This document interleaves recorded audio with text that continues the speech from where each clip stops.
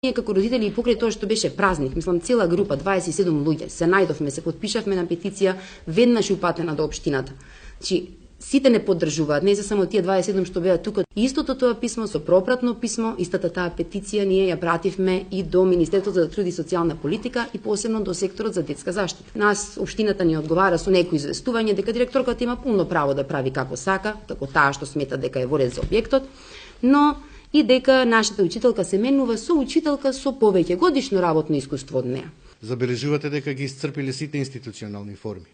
Значи се обратили до министерката Мила Царовска лично и со пошта и преку електронска комуникација, се обратили до секторот за детска заштита. Забележувате колку биле разочарани, се забележува тоа и тонот на говорот на родителите. Направиле петиција како начин на граѓански револт, отпор, незадоволство, бојкот прават на сопствена штета на своите деца, упатуваат порака на ранчето закачено си ја сакам мојата учителка Сузе.